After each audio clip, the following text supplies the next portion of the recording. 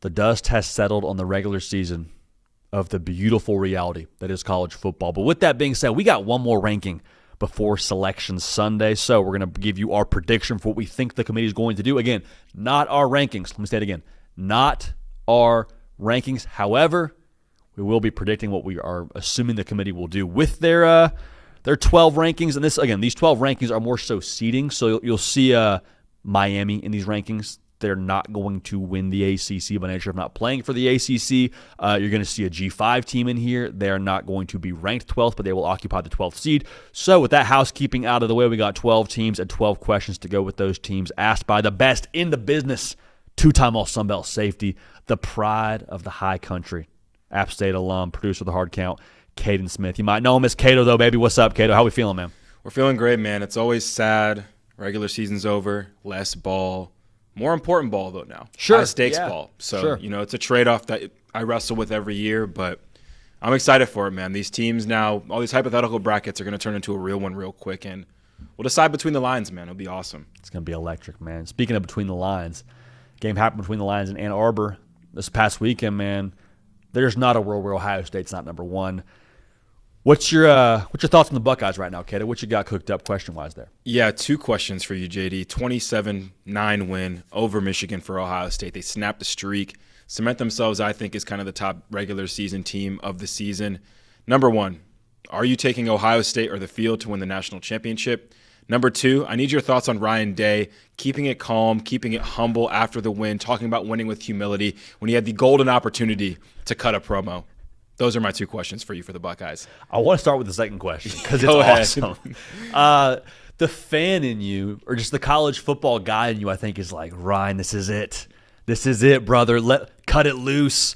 Tell him about the armed guards in front of your house. Tell him about what this rivalry's been to you and the fact that he took a second. We're going to win with humility. Just kind of, like you said, took the high road. As the dust settles on this, I like it more. In the moment, you're like, come on, drive it through your rival's, skull, Ryan. And so the fact that he didn't, I think on Monday, it probably feels a lot more settled than you did on Saturday if you're a Buckeye fan. I think you're happy if you're Ryan Day, though you took the high road. To answer your second question, I've sort of had this stance all year in college football. I'm going to take the field, but not because I don't think Ohio State's the best team in the country, not because I don't think Ohio State's going to win the national championship. This year has just been so crazy, and there's been so many teams that we could have said them versus the field or this group of teams versus the field, and every single week a team loses from A&M to Miami. So I still think Ohio State's going to win the national championship, but if you gave me a sum of money to bet, I would take the field.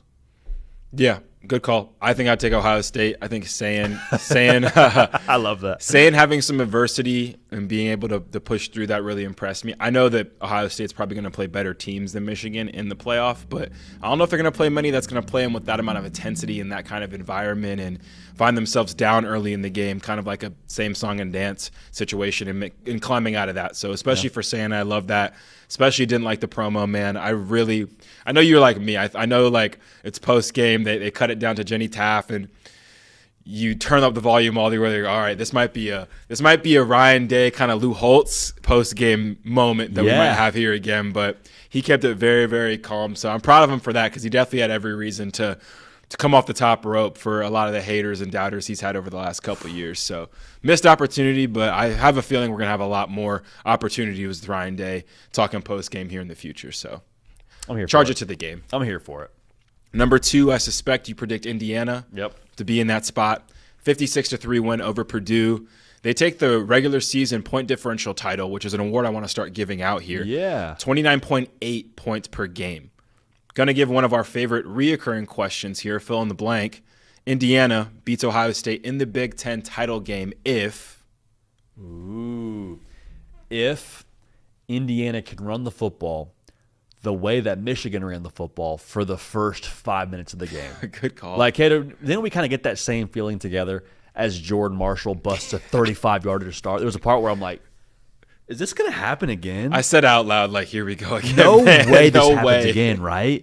And so I don't know the personnel difference necessarily between what Michigan has and what Indiana has up front. I suspect Indiana has more up front, but maybe not as much juice in the backfield as a Jordan Marshall. Neither here nor there. If they can do that and then have those receivers on the perimeter get some money for them, Could get very interesting in Lucas Oil, but I'll still take Ohio State as we've established, I suppose. That'll come out tomorrow on our preview show. But they can run the ball now. It gets interesting. Yeah, I think if I'm Kurt Cignetti, I'm cutting on some of the old Michigan Ohio State film. You know what I mean? Finding some stuff from the last couple years where that formula worked out. But I think it'll take that, and it'll take some large Hoosier support in Indianapolis. I think if there's a universe where they get out to a good start, they're running the ball well, and all of a sudden on third down we're hearing Hoosier, and it's like loud in there, and it's like we have a little home field. I think Indiana could use some of that on their favor too, but. Blades and fists. Yeah, we'll see, man.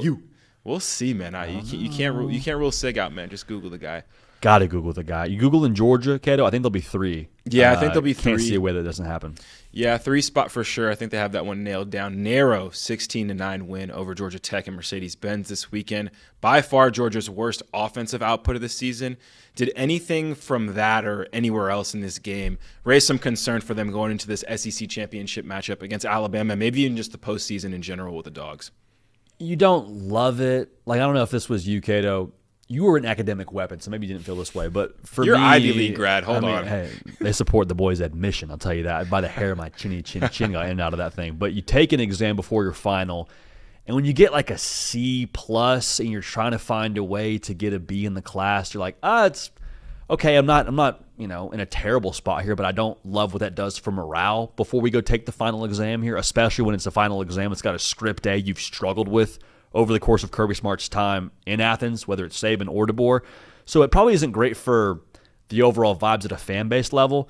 I wonder a little bit if Kirby's like, great, awesome, I got some tape to show the boys all week long. I promise he's out there on the mic saying, you play this way against Bama, you get beat. Yep. That's my Kirby impression, as maybe as Southern as that is. So I don't love it, but I think they're a lot closer to what we saw against Ole Miss and Tennessee and Texas than what they were against Georgia Tech. Yeah, they'll be in the same building, which is fun for them, but 70 yards of passing offense is just not inspiring. Like, I think this is about as harrowing of a performance as it can get, especially given the opponent and what they've done the last couple weeks. I mean, how wrong were we about this game? We're like, Georgia Tech trending this way, giving up 40 points a game, losing to Boston College, losing to Pitt, Georgia November, trending the opposite way. Like, rivalry weekend, man, am I right? So hopefully we can charge it to rivalry weekend if you're a Georgia fan, but not the last taste you on your mouth for sure before running it back in Mercedes-Benz if you're the Dogs. But you mentioned it, the Kirby of it off. There was one coach who could probably use this as positive fuel and get them in the right direction. It's probably Kirby Smart, right? Yeah, it'd be Kirby Smart. And also, too, I mean, how many times have we talked together on the show about Gunnar Stockton and the personality that he has? Like, I don't know that he even knows that he threw for 70 yards. Like, does he even know? Like, I think he was like, cool, win the game. Awesome. Where are we going after? We're going out to Papa John. Like, he just strikes me as the kind of guy that's like, cool, we won. We'll watch the tape tomorrow. No idea what I threw for. Let's go to Chili's. Yeah. Like, I think that's like his vibe. And so I think the fact that they probably have a short memory as a team in general might be beneficial. The game against Bama is going to be super interesting to me too, because I think Gunnar Stockton, from that first matchup, which was his second SEC start ever, and he only had 20 attempts in that game, which was his lowest attempt number of the entire year. I wonder if the more polished Gunnar Stockton here in the month of December, if we see a different approach offensively for Georgia, it gives him a little bit more life, a little more juice. Yeah, we'll see, man. He's definitely come a long way since the beginning of the season, but he did come out swinging in that Tennessee game, and kind of an opposite SEC close to the season for sure. But We'll see, man. I think the interesting matchup we'll talk a little bit more about for sure with Alabama coming up in these rankings. But we think this top 3 looks different than usual. We usually have A&M up here. Sorry, they lost. So now Texas Tech. Yep. We're predicting coming in that 4th spot. 49-0 win over West Virginia. Caps off a standout regular season for the Red Raiders. Right behind Indiana, beating points by 29.4 a game. Very, very close. But on a scale of 1 to 10, JD, how confident are you in the Red Raiders beating BYU for a second time in this title game coming up, the Big 12 Conference title game? See, I'm going to get in trouble with BYU people now. It's going to happen. I kind of set you up. I love it, though. I kind of set you up. I love it in the sense that it's a fair question. And the spread, too, indicates what people think about this game. Like we said, even going into the last game, like, hey, Tech's going to cover. It's not going to be close. BYU doesn't have the bodies to hang on the front seven with Texas Tech. And I like BYU. I like Sataki. I like Bear Bachmeier. I like Kingston and Robert. I like all the pieces for BYU. I'm looking at the just Jimmys and Joes of this discussion. There are many more Jimmys and Joes for Texas Tech than there are for BYU. And so if BYU plays a slumdog millionaire kind of game and just figures it out and just, goes berserk and does something that I don't think they're going to do, then I'll be wrong here and I'll eat crow, and that'll be two Big 12 teams in the college football playoff, which I'm here for. But I think you can only out scheme big personnel to a certain degree, and I don't think that the big personnel for BYU is going to be better than the big personnel for Texas Tech in that front seven. So is that an 8 on the scale, a 9? That is an 11. An 11? That's an 11. Yeah, let's go. A 13.5, if you will. BYU fans continue to attack JD. Prove them wrong this weekend, They're Bear. such nice people. It's tough, dude. It's tough. Yeah, no, I think the big thing is we always talk about, with freshman quarterbacks, by the end of the season, they're kind of closer to being a sophomore than a freshman, you like to think, because they've started the whole year. Yeah. And if they would have lost to – if BYU, that is, would have lost to Texas Tech maybe early in this season, and then there's a lot of room for improvement between now and then, I think it's one thing. But this game was in November. This game wasn't too long ago. So Bear Bachmeier was in a blender that first game. Some of it was his eyes, but you mentioned the personnel also put him very much in the blender a couple times as well. So I'm rooting for you, BYU. I think they're one of the most fun teams to watch, but it'll be a tough one for sure. But 60 minutes for the playoff. Who wants it more? We'll find out. 60 minutes, man. Now, this is where it gets interesting. Speaking of 60 minutes, if we're doing an interesting what is 60 minutes even? It's like a breakdown, like a specific it's a specific interview. Yeah, a little documentary about a topic or a person, yes. They'll make a doc, and some people are going to clown me in the comment section like, guy doesn't know 60 minutes. It was always a thing after Sunday Night Football that let me know my essay needed to be started right now. Yeah. The tick, tick, tick. They will make a documentary, for a segue now, on who gets the 5 or 6 seed in this college football playoff. I was, speaking of blenders, in a blender trying to figure out where the committee would go here. I think the committee will say, Texas A&M, we're going to drop you like we dropped Alabama. We drop you. It'll be 3 spots for them. I think Bama actually got dropped 4+ spots. I think the timing of your loss will cause A&M to be 6. But to answer this prediction here for the 5 spot, I think Oregon will be number 5 here, Kato. And I think they should have been here for a while. We know how I feel about Oregon. But 26-14 win, Cascade Clash at Washington for the Ducks. The run game wasn't there like it typically is, but Dante Moore shouldered the load, 286 yards, 70% completion percentage, 2 total touchdowns. JD, the Ducks are ranked 7, according to BetMGM, in national championship odds, plus 1,100 if you're interested in that. Some good value there. Do you think there's 6 teams that have a better chance of winning the national championship than the Oregon Ducks? No, I don't think so. I think, too, you can ask the question, are there 6 quarterbacks you trust more than Dante Moore? And if your answer is yes, more power to you. But I'm looking at this list, and I would feel more than fine, 4th quarter, 2 minutes left, down 3, if Dante Moore is my quarterback. And also, too, Kato, we haven't seen them really healthy in a minute here either. They're beaten Washington without their best receiver on the field, no DeCorian Moore, and Kenyon Sadiq. Kenyon Sadiq played, obviously, but he's still coming back from injury a little bit, and you have to imagine the healthier he gets, the more of a threat he becomes to that Oregon offense. So I think that Oregon is, given the right path, will be one of the most dangerous draws in the college football playoff. And they're probably going to get to host one here too, Kato. A playoff game in Autzen, that's going to be cinematic and a massive home field advantage for Oregon. So I think Oregon's absolutely one of those teams you got to put into – I'd definitely say top 5 at least when it comes to the Ducks and their college football playoff title run odds. Yeah, because now it's to the point where I'm thinking matchups when we have these teams grouped together so much, and Oregon doesn't really have a weakness. I don't know where you attack Oregon on offense or defense. They've been getting it done with one hand kind of tied behind their back between injuries and just weather in some of these games.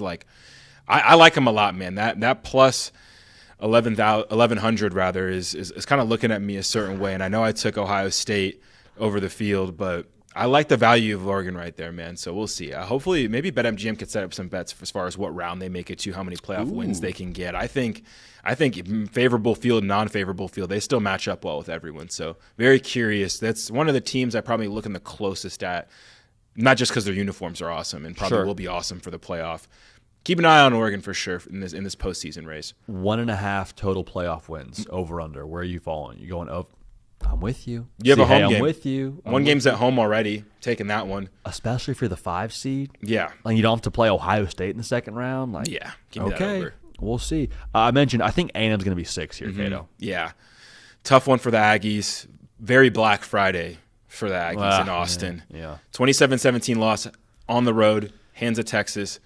J.D. Marcel read through 2 picks. They couldn't stop the run in the second half. They had 8 penalties. That's kind of their short list of things that were worrisome. But what worries you the most regarding the Aggies from what you saw in that game as far as them now trying to make a postseason run here?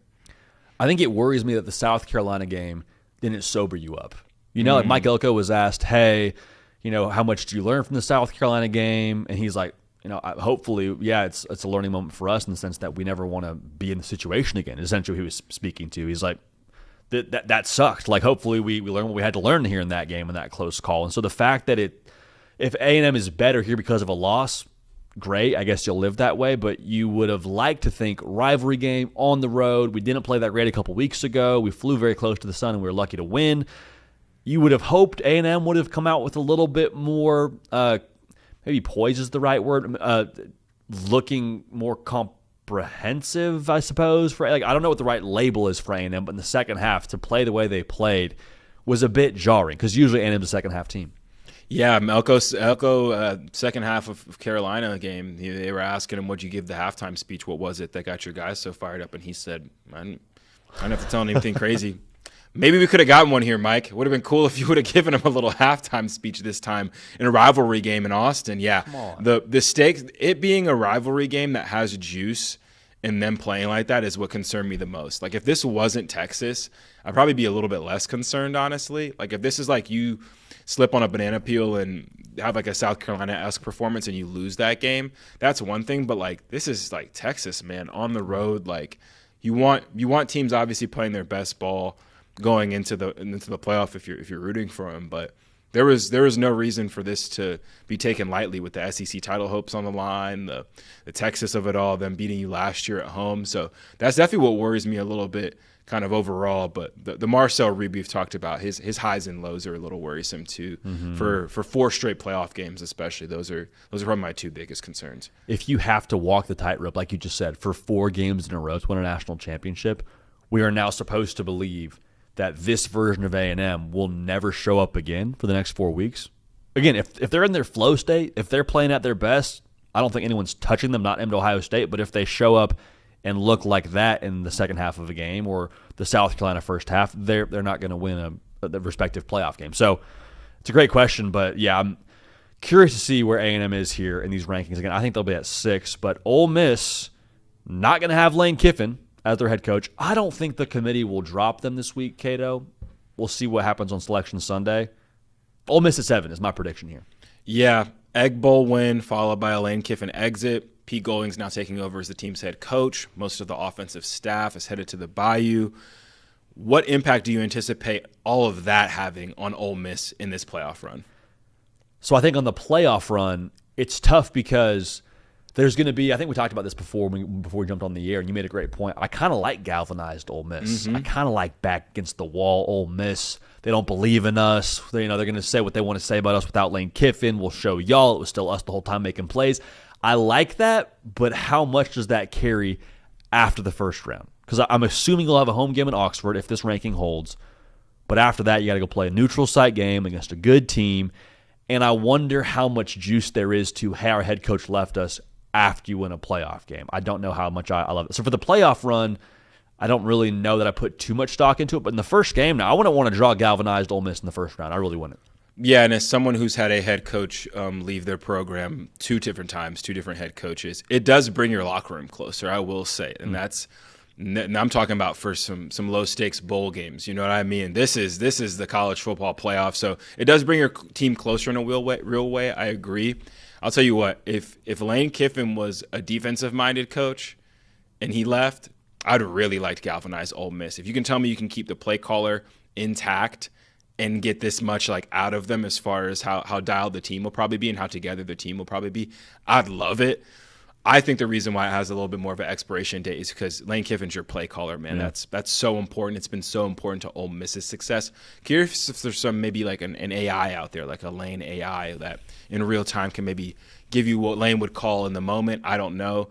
Pete Golding, maybe he can get his side of the ball to elevate their game, and maybe that can help carry them a little bit more in the playoff than we'd expect. But yeah, it's tough, man. We're gonna see. I think a lot of the times when we talk about whether it's Tom Brady and Bill Belichick's legacy or like Mahomes and Andy Reid, like everyone's always like coach versus quarterback kind of deal. We get a very interesting example of it in real time in this playoff, and I think there wouldn't be anything cooler than if Ole Miss just started rattling off wins. And maybe you look at Trinidad Chambliss a little bit differently. Maybe you look at Lane Kiffin a little bit differently. Whole lot of fun. If I had to build the bracket, I'd give Ole Miss as easy of a path as I can because I think the drama would just be awesome. And Lane would be happy too because you get a little incentive apparently from LSU. Yeah, which is dude. Crazy. And good for Jimmy Sexton, I guess is what you really say there. But yeah, that whole saga in itself, you do have to feel for Ole Miss a little bit there. And I know Lane Kiffin understandably wants to coach in the college football playoff, but Ole Miss is like, hey, we can't let you coach your team. You're going to coach players, which he might just do anyway. But neither here nor there. I think Oklahoma's still going to be 8 here, Kato. I really do. I mean, I think it hasn't been aesthetically pleasing, but 10-2, and you don't apologize for being 10-2 in the college football playoff with the schedule Oklahoma's had to play. Yeah, common Oklahoma win this weekend, an ugly one, 17-13 over LSU. Offense could not get it going again. JD, they only scored on big, like splashy plays, like 50-plus yard plays. They can't drive down the field. They can't run the ball. Mateer threw 3 interceptions.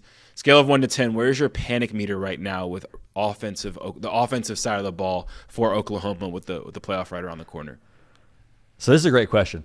Panic was probably was setting in, I guess, right around Alabama, because I'm saying, hey, if you're not going to score more points offensively, you're probably going to get beat by Mizzou or LSU. And then neither of those things happened. They are in the college football playoff. They're a 10-win team. So I'm almost at this point now where, like, I just trust that this is how they're going to win games. I don't love it. It makes me uncomfortable watching it. I don't think I'd recommend it to anybody. But there's always these quarterbacks that have awkward mechanics. Like Bernie Kosar. Remember Bernie Kosar? Yeah. You know that name? You see him on NFL films? Mm-hmm. Just had a weird motion. Phillip Rivers, same deal. You would never recommend that. You would never teach that. But it's how they do it, and it works. So you're like, I guess I'm not going to touch this, and we'll just let you live your life. And I think that's kind of Oklahoma offensively. I'm almost indifferent. You do you, Oklahoma. You're 10-2. I'll just let you rock, and we'll see what happens in the college football playoff. Yeah, I couldn't think of anything funnier than if Oklahoma just went on a run and continued to win games like this. It'd be like a reverse. It's like a reverse 2019 LSU. It's like the offense is just left and right, scoring up and down the field, blowout wins. It's like, no, we're actually going to do the opposite. Like, you're not going to score 20 points and come get locked in this room for us for a little bit. And come hang out with the guys in the deep end. let's just fight here for a couple hours. But yeah, man, it's a tough watch now at this point. I feel like that's why the panic now for me is really starting to set in because it's like actually like a tough watch. It is. I think I texted you during like the game itself. Dude, this is Oklahoma will be one of the toughest watches in college football. Yeah. I've pulled up. I'm pulling up what Notre Dame's output was offensively last year in the college football playoff because I kind of feel like I had the same. It wasn't quite as dire as it is right now for Oklahoma when you watch them. Like you have a little bit more hope that Notre Dame would find a way to pop. That's extremely fair. But like I'm looking at Oklahoma, or I keep going Oklahoma. Notre Dame's offensive production in the college football playoff, like 27 points against Indiana, 23 against Georgia. 27 against Penn State. Okay, so I guess it was more points than I remember, but you kind of felt like a couple of things had to go right. They could run the ball last year. That was the thing. Like, and they had rhythm. They ran for like 70 yards against LSU, and it's like, if they had Jeremiah Love, you know what I mean? We're having a different conversation. If you have Jadarian Price back there, if you're guaranteeing me some scores and some trickery on special teams like Notre Dame had, like, okay, that's extremely fair. But the most concerning thing is that they can't run the ball. Like if they at least had another dimension to their offense to help them out, that'd be one thing. And I think too, like Riley Leonard, kind of the way he was emptying the tank in the run game and kind of always falling forward. Mateer's not falling forward as much, a little bit more shiftiness to his game, so it's a little bit less reliable on the short down and distances, especially after the thumb injury, I think. So, yeah, man, my panic is up, but it's like one side of me is like, I'm definitely not betting this team, like don't love the way they've been winning. And then the other side of me is like, kind of go on a run here. Like, Yeah. go crazy. And like, you're a defensive guy. Yeah, I'm a defensive guy, man. Yeah. So bloody some noses and get it done, Oklahoma. I'm rooting for you, but I am also extremely scared for you. So we'll see if Boomer Sooner has it. They have some time to rest, and maybe they'll figure some stuff out here before this first round. Just handing out football headaches. Like offensively, they're just taking half-court shots. Like they'll take 25 half-court shots throughout a game. You get 2 to go in. You win the game. Cool. Notre Dame at 9.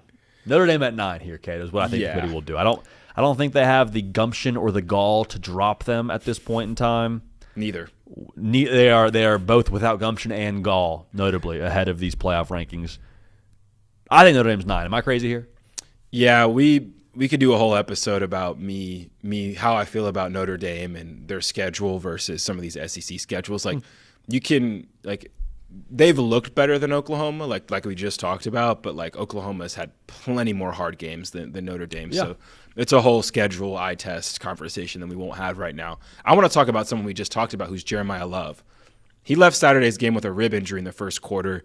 He did return. He took a couple more carries, but then that game was over. Stanford was never really in that one, so he kind of got to rest. But it made me think about last year and some of the injuries he was dealing with going into the playoff. It was a big storyline. So my question to you is, how important is the health of Jeremiah Love for Notre Dame making their postseason run that they want to make similar to last season? Dude, it's huge. It's so huge. And the other part of this, too, is while you love Jadarian Price and you feel good about him, Jeremiah Love is the best running back in college football. I think some people could argue he's the best offensive weapon in college football, all things considered, up there with Jeremiah Smith. And so when you have a first-year starting quarterback like C.J. Carr, that's very different than what you had last year, where you, at the very least, knew who you had in Riley Leonard, and you knew he probably wasn't going to be in a spot where he had some like redshirt freshman, quote-unquote, moments that C.J. Carr could have by being a redshirt freshman. So I think the support of C.J. Carr and having, more depth in the run game, like it's huge. Being without their best player on offense, I think, would be, needless to say, with novel analysis, a massive detriment to what they want to be here. And it puts a lot more on C.J. Carr in any given game, too. Like, I guess if they are the number 9 seed, you start out with the game at Oklahoma, and you go out there without your best offensive weapon and put more of the game on C.J. Carr in the pass game. They could do it, but I don't like that formula.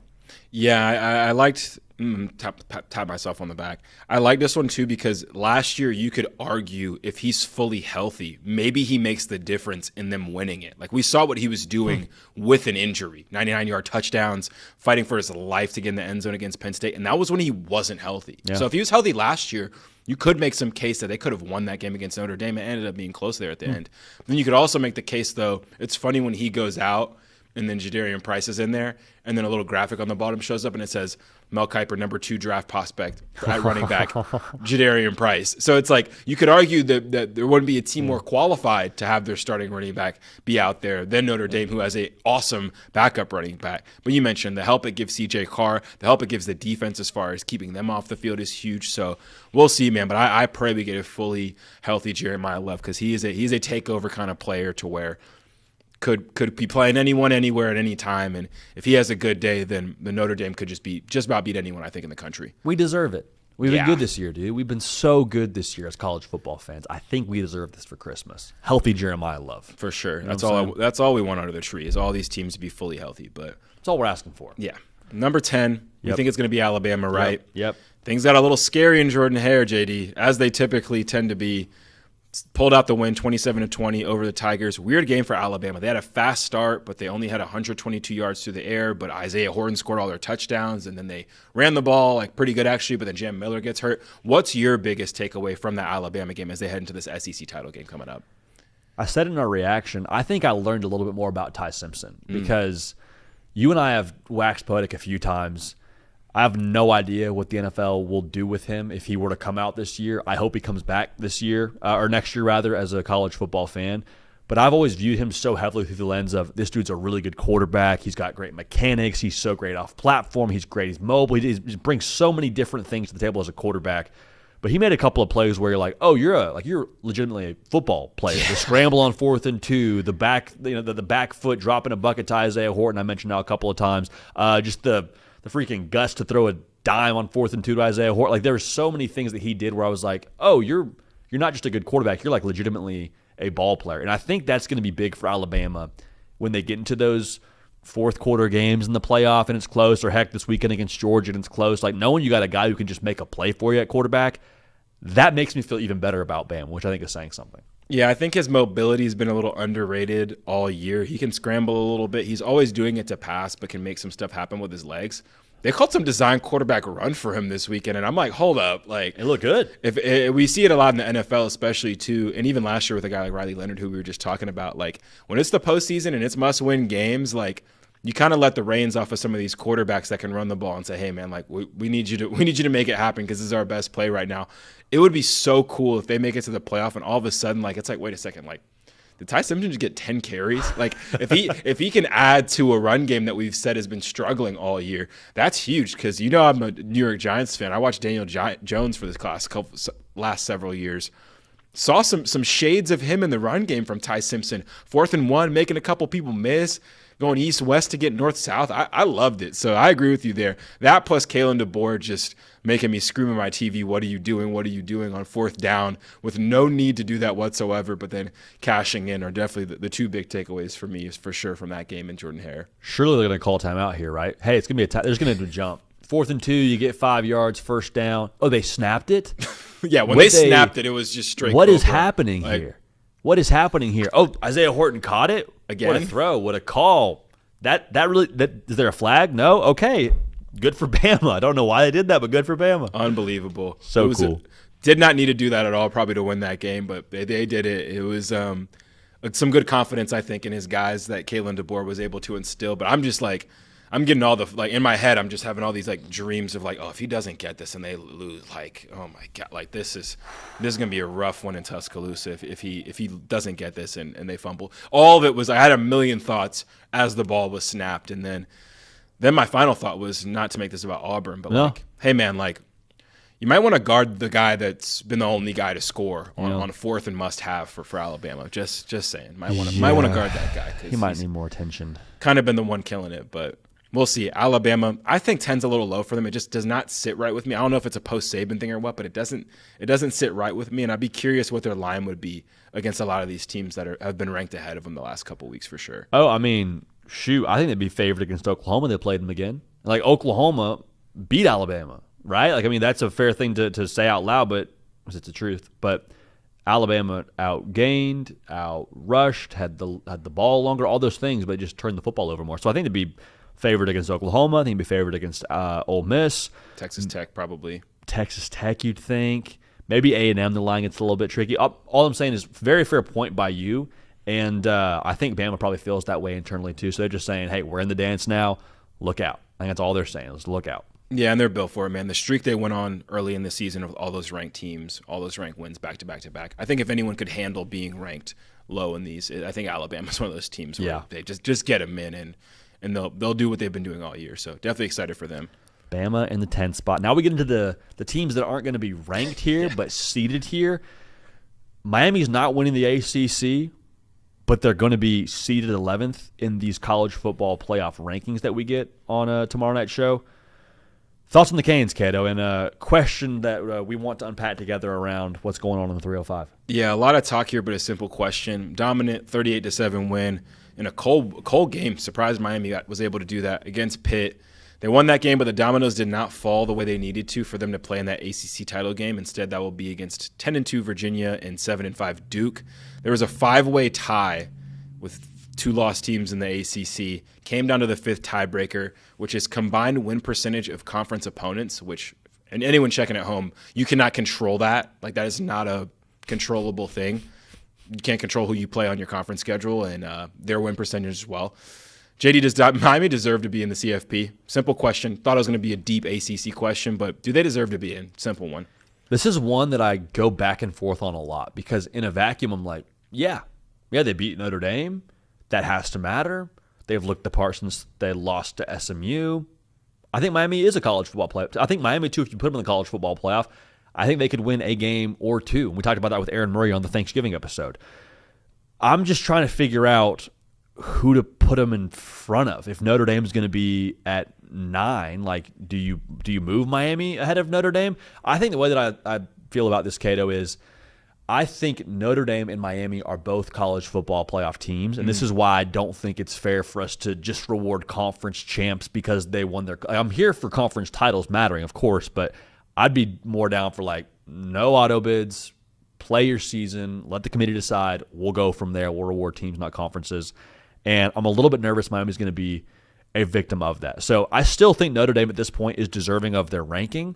I'm not lobbying for Miami to be ahead of Notre Dame in this discussion right now, but I do think Miami is deserving of being a college football playoff team. It's just who do you bump out, which is a pretty vanilla and like safe answer, which is not what I'm trying to do here. I'm just genuinely like I don't know who you would bump out for Miami. I'd probably take the ACC champ out of this thing and put Miami in there, but neither here nor there. Yeah, we talked about it on Sunday. I was asking the question, like, would it just be better if we, like, didn't know any of the rankings until Selection Sunday? Because now we know Miami's journey, them slowly but surely making it up in the rankings. But, like, now if they do make it, we know, like, behind the scenes what happened, like, how we got here. Would it just be better if they were just, like, every week we talk to the CFP chair, they let us know some general thoughts about how they feel about this team, that team, whatever. And then Selection Sunday, it's like, okay, Miami's in there. Like, we just think these are the best 12 teams. So, interesting for sure. Definitely, people forget, too. I feel like this is the second year of the 12-team playoff, guys. Like, it's not going to be perfect. Like, we've had a G5 champ beat first-round bye, and now we're having one pulled up from the bottom of the rankings, too. Like, need some time to figure it out, but we'll see. But we mentioned the G5 rep. We think it'll be Tulane again. They face North Texas in the AAC championship this weekend. That'll be a good game. Don't sleep on North Texas. Notably, Tulane will be coached by newly hired Florida head coach John Summerall. JD, do you have any strong thoughts on this or coaches in general coaching teams that they have left for another job? I think it just really is so case by case. Like with Lane Kiffin and his reputation of, hey, he's going to work the transfer portal at a really high level. Like, I don't love the fact that he's still coaching our team. I think it's just dependent on the person. Like John Summerall, without knowing him at all on a personal level, I'm kind of like, yeah. After hearing him talk, I think I trust him to coach our team through. It also, too, in some ways, goes back to. I want to be careful how I say this. In some ways, I'm asking the question: if I'm the AD, what is the likelihood, in a realistic perspective, that we're going to be back in the spot again in the foreseeable future? Of course, everyone plans to make the playoff. Everyone wants to do X, Y, and Z. But, like, is it realistic for us to be back in the playoff this time next year? And how different are our chances of winning without this head coach? You know what I'm saying? So there's a lot there. But I love that John Summerall wants to coach. I love that Tulane's allowing him to coach because I think they have been one of those teams that John Summerall, we hear all the time, like a culture guy, he's a culture builder. They ride with him, and he doesn't seem like a guy who's going to turn around and just take his entire team with him to Florida. Could be wrong, but that's how I feel about it. It's a smattering of thoughts there, Kato, but that's kind of where I'm at on this whole thing with coaches coaching their team through the conference title game, at the very least. Yeah, it's Tulane's not recruiting against Florida, you know. And I understand the Florida fans that are like probably want this guy to hit the ground running and want his full attention on this job and just recruiting. It's National Signing Day week, like want some motion there for sure, but The Ole Miss one is completely different with Lane and LSU. It's a team you play every year for a trophy, so it's like, no, you can't coach this game. And the recruiting of it all, it's two very different situations. I've seen people on Twitter try to compare these things, and it's like this couldn't be further from the same thing. So definitely gets interesting if Tulane wins this and is in playoff all of a sudden. Yeah. Like, where do we go from there? So I'm excited to keep tracking that. But said it on the show, said it plenty of times.